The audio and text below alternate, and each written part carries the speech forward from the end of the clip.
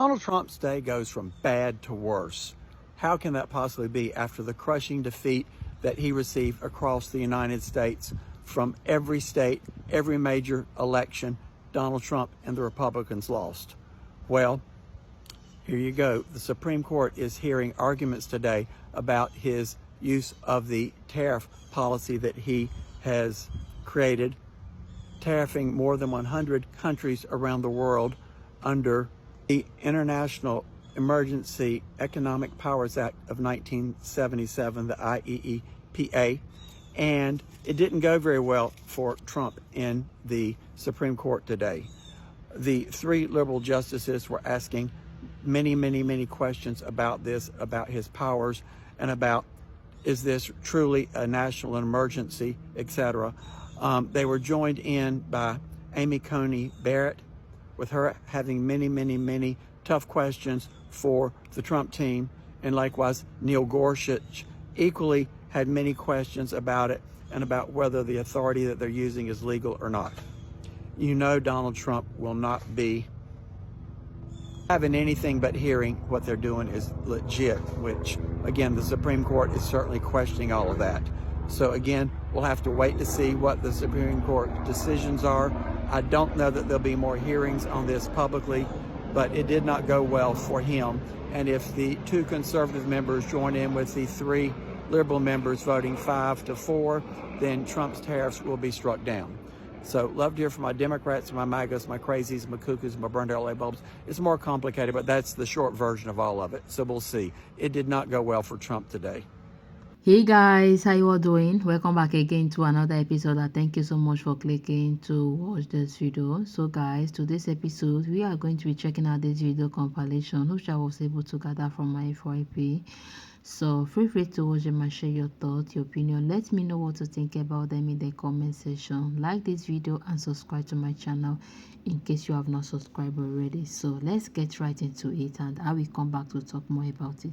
I'm not sure how many of you listened to the oral arguments today in the Supreme Court as it relates to Donald Trump's ability to unilaterally impose tariffs on countries.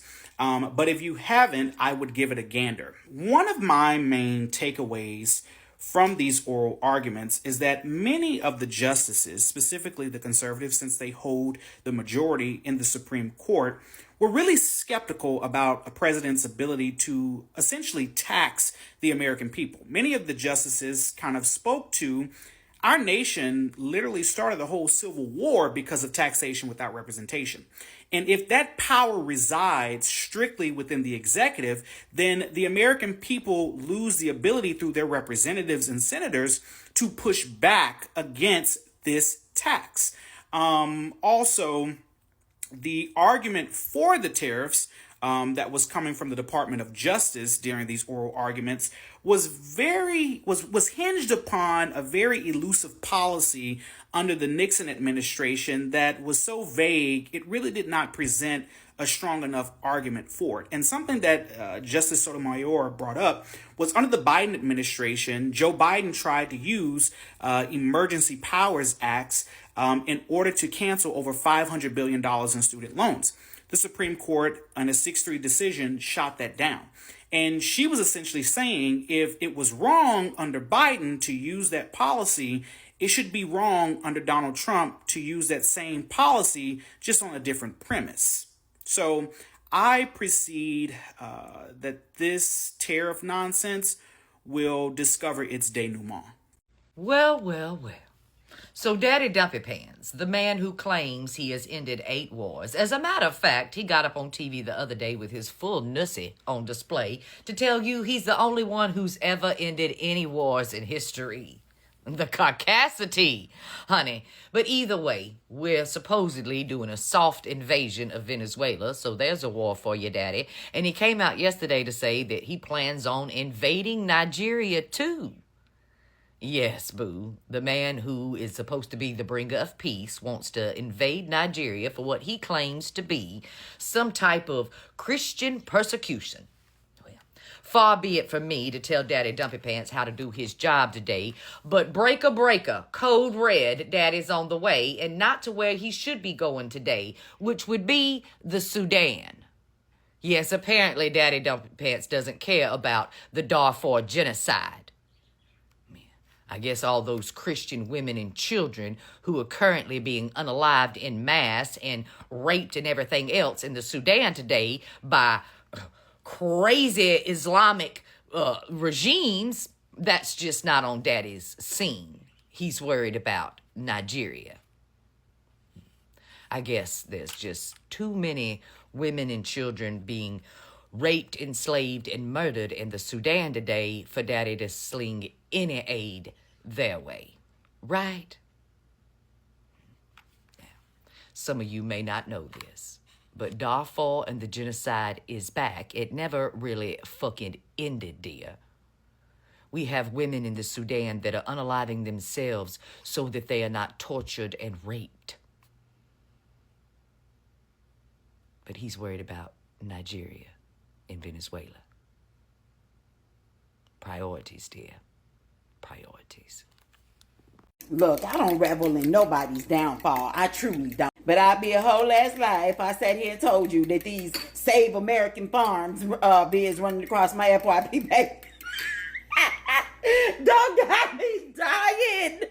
Cause see, it wasn't, we need to stand together when you cast your motherfucking vote in 2024. See, it wasn't we the people when you went out there and cast that vote against your fellow man. And the fact is, it's all an act. You bitches ain't learned shit. Because he bent y'all over and fucked you in 2016, and you willingly went back and bent the fuck over in 2024. And see, now that your asshole is bleeding out, now it's we need to come together. We the people. Let me be crystal clear. I would ride a donkey to Venezuela to buy a steak before I support American farms that don't support American people. Because I know for a fact you vote for that bitch all over again. Get to pulling yourself up by your bootstraps, bitch, because like y'all said, empathy is weak, and I ain't got a drop of it. It's not just SNAP benefits that are being cut. Food banks are also losing any food that they would be receiving from the USDA to help feed people. See, the USDA helps prop up farmers and corporations that provide food by buying it and then providing it to food banks and food pantries around the country to help feed hungry people in those neighborhoods. Even though SNAP benefits can provide 9 meals for every single meal that is provided at a food bank or food pantry. And the USDA is now canceling those meals too. Look at this. Tim and Alex. So, Alex, these are the food deliveries canceled by the Trump administration. 2,300 gallons of milk, 29,000 pounds of turkey breast, 1,200 gallons of milk in Kentucky, 270,000 eggs. And we just have an election where the price of eggs was determinative. These are all orders canceled by Donald Trump. People who rely on these programs are going to starve. Children are going to starve. And don't tell me you care about children if you support the removal of benefits and the destruction of food security for American citizens and U.S. residents. You can't say both in the same breath, just like you can't support what's going on and still claim to be a Christian. What up, you guys? It's your girl Coco Filipina, and I just wanted to show you guys it's a sign of the times. Just cut EBT benefits and today they had a food line, and this is what it looks like. Hold on.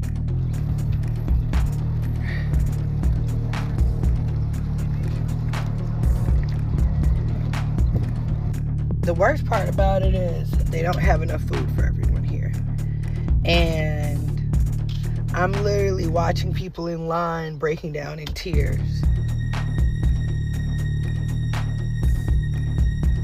This is America, I guess.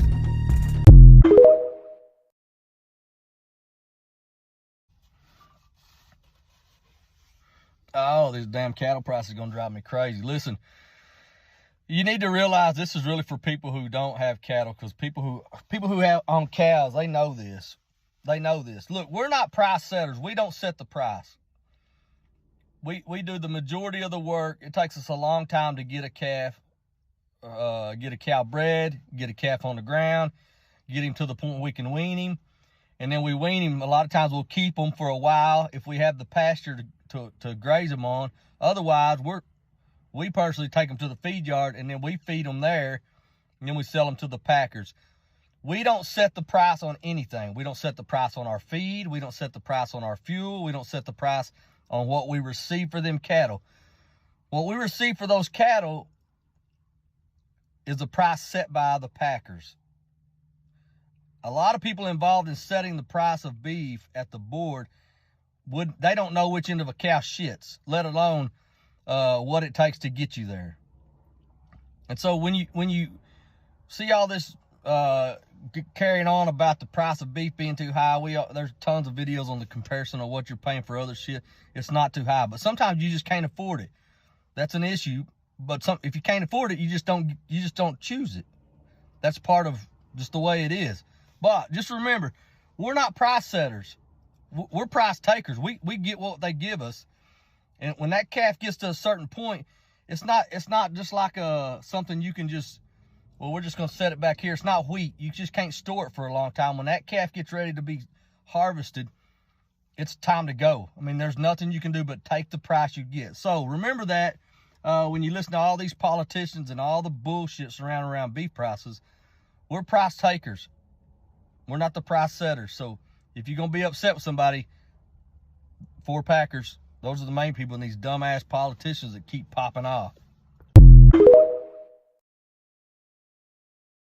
So guys, welcome back again, and thank you so much for clicking to watch this video. So imagine the prices of beef. Like, the price of beef is just skyrocketing. Yeah, like right now, a lot of people, like, it will be very, very difficult for people to afford meat.